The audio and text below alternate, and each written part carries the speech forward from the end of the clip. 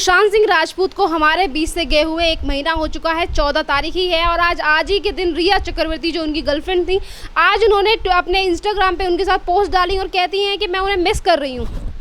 देखिए, सबसे पहली बात मैं ये साफ कह देना चाहती हूँ, मेरा व्यक्तिगत मत है ये, और मैं जानती हूँ कि तमाम लोग जो अभी सुशांत सिंह राजपूत के लिए न्याय की लड़ाई लड़ रहे हैं वो भी ये मानते हैं कि रिया चक्रवर्ती कोई उनकी गर्लफ्रेंड नहीं थी। वो जो है एक कंप्लीटली मौका परस्त लड़की है जिसने एसएसआर का उनके जीते रहते तक इस्तेमाल किया है। और आज 1 महीना हो गया है, हमारे दिलों में वो जीवित है। हमारे लिए वो गए ही नहीं थे, हमारे दिलों में वो हमेशा जीवित रहेंगे। और मैं सुशांत सिंह राजपूत से, अगर वो हमें सुन रहे हैं, तो मैं ये बोलना चाहती हूँ कि आपके हक की और आपके न्याय की लड़ाई हम ज़रूर लड़ेंगे, चाहे हमें कितना ही टकराना पड़ जाए।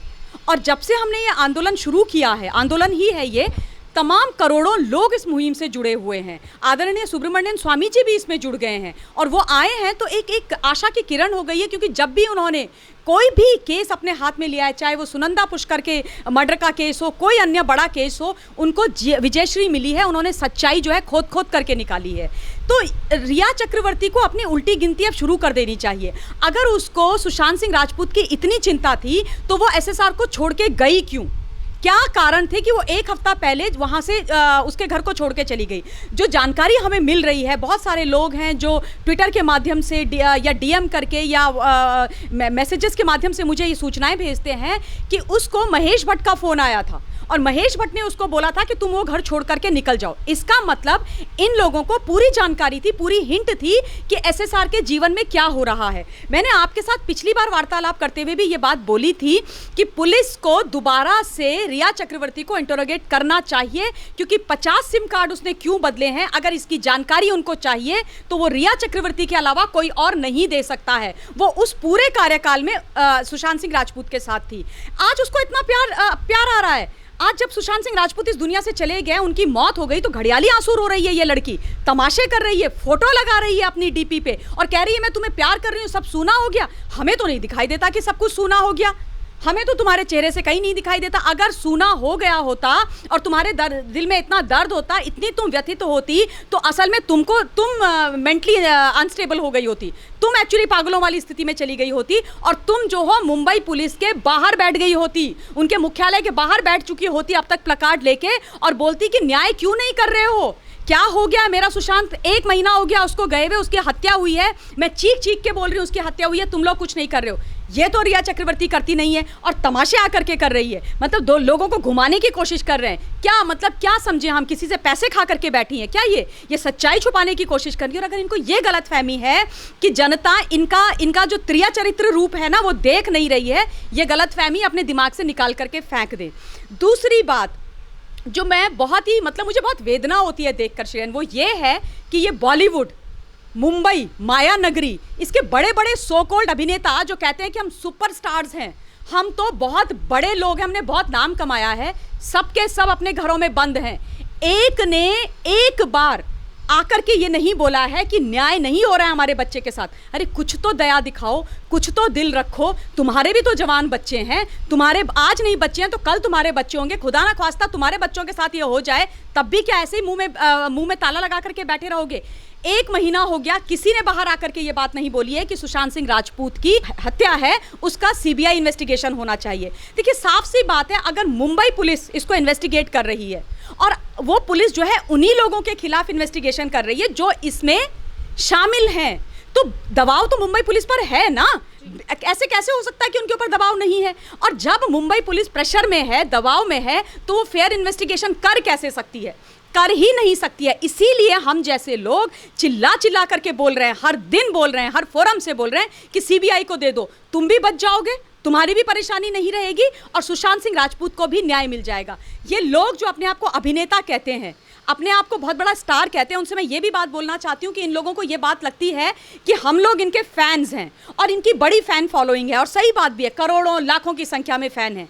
लेकिन इनके दोगले चरित्र आज सुशांत सिंह राजपूत की हत्या के बाद हमारे सामने आ गए हैं, इनके सच्चे चेहरे हमारे सामने आ गए हैं और इनको ये पता हो जाना चाहिए कि हम इनके फ़ैन नहीं बनते हैं। ये सच्चाई है, कोई बोलेगा नहीं, पर मैं बोल रही हूँ आप लोगों के माध्यम से, हम इनके फैन नहीं हैं, हम फैन बन जाते हैं इनके उन किरदारों के जो वो आकर के बड़े बड़े इस पर्दे पर निभाते हैं। कई बार हमें हंसाते हैं, कभी रुलाते हैं, कभी एकदम हीरो जांबाज हीरो बन करके बुराई करने वालों का, गुंडों का, बदमाश लोगों का अंत कर देते हैं और हमें लगता है कि ये रियल हीरोज हैं, ये वो लोग हैं जो अच्छाई के लिए लड़ते हैं, सच्चाई के लिए लड़ते हैं। लेकिन इन किरदारों से इनका कोई लेना देना नहीं है, ये हमको बेवकूफ़ बनाते हैं और हम इतने इमोशनल फूल कि इनको जो है फॉलो करने लग जाते हैं, इनको आइडलाइज करने लग जाते हैं, इनकी पूजा करने लग जाते हैं। असल में वो किरदार हैं जिनकी हम पूजा करते हैं और ये लोग अपने उन किरदारों से कहीं मेल नहीं खाते हैं। अगर 0.1% भी मेल खा रहे होते तो आज सुशांत सिंह राजपूत के लिए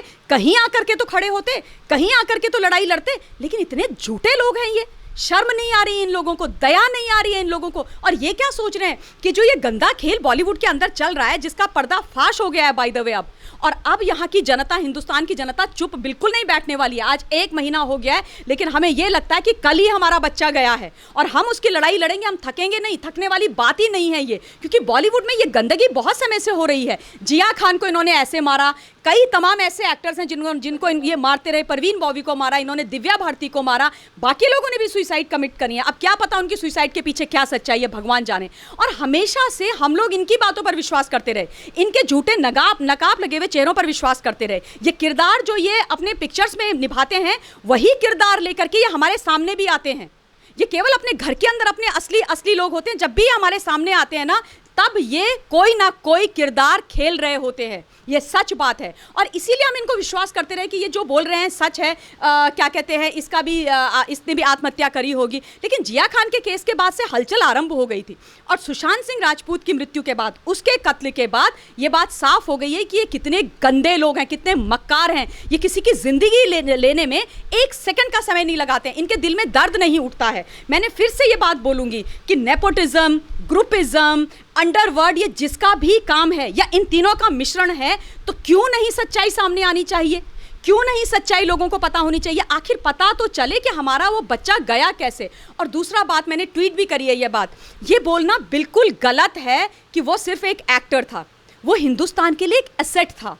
वो बच्चा जो हिंदुस्तान में एजुकेशनल जो तरीका है, एजुकेशन का तरीका है, उसको बदलने की कोशिश कर रहा था। वो बच्चों को टेक्नोलॉजी पढ़ाने की कोशिश कर रहा था। वो बच्चों के इमोशनल कोशंट के ऊपर काम करने की बात कर रहा था। उसने बहुत सारे ऐसे मॉड्यूल तैयार करके रखे हुए थे। वो उसका ये मानना था, उसका इंटरव्यूज अगर आप सुनेंगे तो आपको उस बच्चे से प्यार होने लगेगा, सम्मान उसके लिए दिल से निकलता है। और इसीलिए जितना मैं उसको सुनती हूँ, जितने मैं उसकी चीज़ें पढ़ती हूँ, मेरे मन में एक अशांति सी हो जाती है कि ये लड़का कैसे चला गया, क्यों चला गया, और धिक्कार होगा हम पर, लानत होगा हम पर कि हम चुपचाप बैठ जाएं। वो बच्चा जो ऐसी बातें करता था, उसके इतने बड़े बड़े विजन थे इस देश के लिए, अपने लिए नहीं, इस देश के लिए। वो हिंदुस्तान के बच्चों को एजुकेट करने की बात कर रहा था, उनके इमोशनल कोशंट की स्टेबिलिटी की बात कर रहा था। और ये नकारा, निकम्मा, घटिया बॉलीवुड, ये बड़े बड़े अभिनेता जो एक्चुअली हीरो नहीं है, जीरो हैं, वो आज इस बात को सत्यापित करने में तुले हुए हैं कि वो मेंटली और इमोशनली अनस्टेबल था। मेंटली इमोशनली अनस्टेबल तो तुम लोग हो, क्योंकि तुम दोगले हो, तुम झूठे हो। सच्चा लड़का था, उसको बॉलीवुड वाले प्रोफेसर साहब बुलाते थे।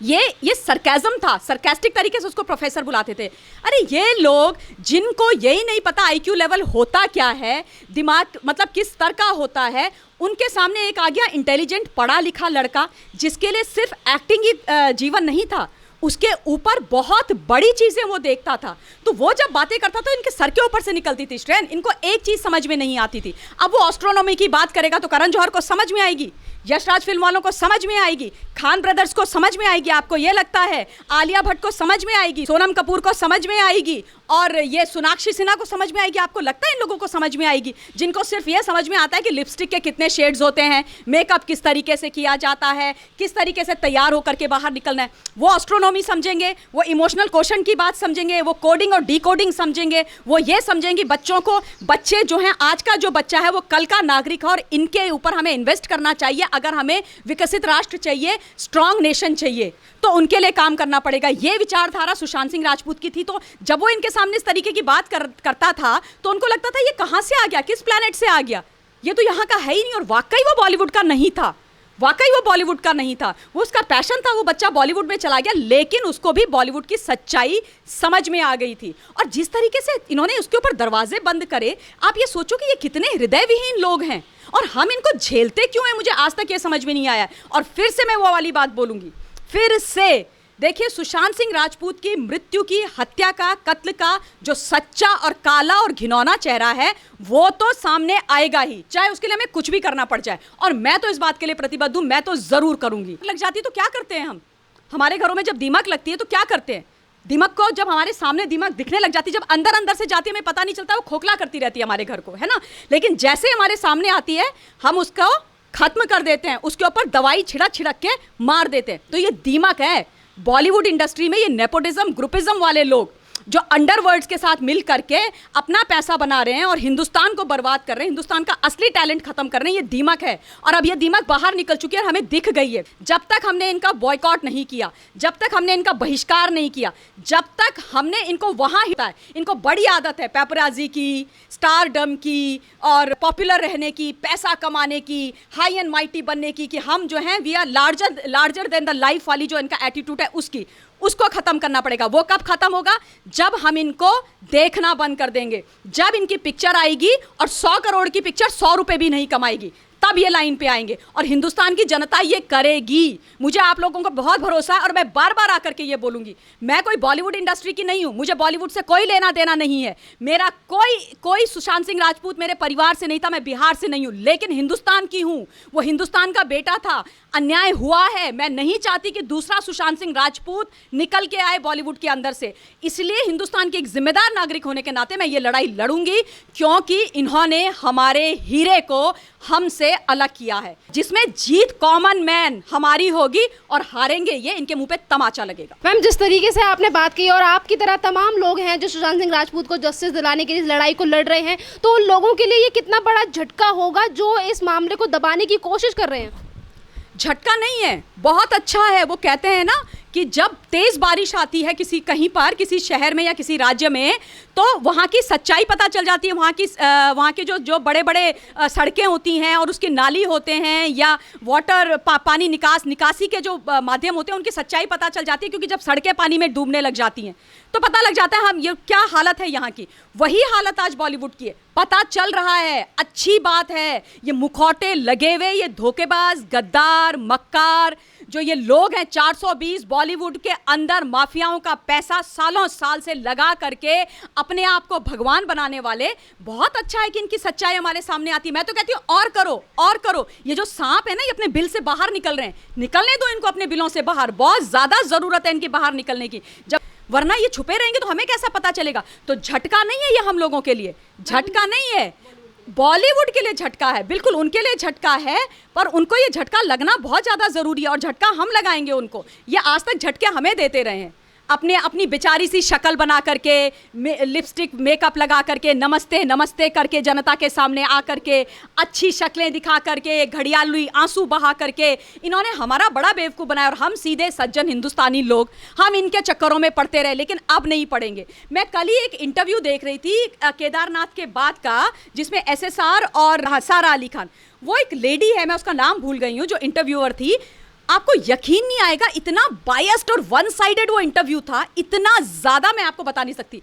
उसमें से मतलब 80% क्वेश्चन सारा अली खान से पूछे गए और 20% जो था वो एड्रेस किया था सुशांत सिंह राजपूत। सुशांत सिंह राजपूत सीनियर एक्टर, सारा अली खान से most talented actor, most intelligent actor, और आप उससे केवल 20% चीज़ें पूछ रहे हो और 80% आप वहाँ पूछ रहे हो। वो पूरा टाइम वो बच्चा चुप बैठा हुआ था और वहीं पर वही लड़की, मैंने कल इसीलिए सुना क्योंकि वही प्रोफेसर, मतलब शर्म आनी चाहिए इन लोगों को, कितने बायस्ड थे वो। और मैं तो मतलब मुझे उस बच्चे के लिए सम्मान और बढ़ जाता है, हैट्स ऑफ टू हिम, उसने कैसे झेला ये नॉनसेंस। मतलब आप सोचो, आपके सामने बैठ के कोई आपको रिडिक्यूल कर रहा है, आपको इग्नोर कर रहा है, क्योंकि आपके सामने एक स्टार किड बैठी हुई है, एक नेपोटिज्म का प्रोडक्ट बैठा हुआ है। See, I have nothing against Sara Ali Khan, she is a nice girl and God bless her, परंतु मैं ये बात कर रही हूँ उस इंटरव्यूअर की उस लेडी की कि तुम वो मतलब कोई भी नेपोटिज्म का प्रोडक्ट आता है तो ये ऑस्ट्रक हो जाते हैं, इनको लगता है इनके आगे कुछ है ही नहीं। तो आप पूरा उससे पूछ रहे हो और आपने उस इंटेलिजेंट लड़के को, सीनियर एक्टर को, जो बच्चा मतलब अपनी पूरी जान यहाँ पर इस बॉलीवुड में लगा चुका, उसको तुमने छोड़ दिया, उससे तुमने 2-4 प्रश्न पूछे और खत्म कहानी। तो इतना ज्यादा जो बायस्ड एटीट्यूड था, इतना भेदभाव था, वो लड़का झेल रहा था। और लिमिट होती है झेलने की भी, हद, मतलब मैं तो कहती हूँ रेस्पेक्ट है उसके लिए। और इसलिए इन लोगों का मौत के उसके जो भी कारण हो वो कारण तो सामने आएगा, लेकिन जिन्होंने उसको मेंटली टॉर्चर किया है ना इतने साल और दुख दिया, और न जाने कितने लोगों को दे रहे हैं। बहुत सारे बच्चे हैं जो नॉन बॉलीवुड फर्टर्निटी के वहां पर बैठे हुए हैं, उनके साथ ये क्या क्या कर रहे हैं वो बोल नहीं पाते हैं। इसलिए नहीं बोल पाते कि पानी में रह के मगरमच्छ से बैर क्या लेना, डर जाते हैं। और सही बात है, डर तो लगता है, ह्यूमन बीइंग्स हैं हम ना, क्योंकि उनका अल्टीमेट वही गोल है, वो अचीव करना चाहते हैं, अपना करियर बनाना चाहते हैं, इसलिए वो नहीं उनके बारे में बोलना चाहते। कोई बात नहीं, मत बोलो, हम बोलेंगे ना, हम तुम्हारी माएँ, तुम्हारी बहनें, तुम्हारे भाई बैठे हुए हैं ना बाहर, हम बोलेंगे तुम्हारे लिए। और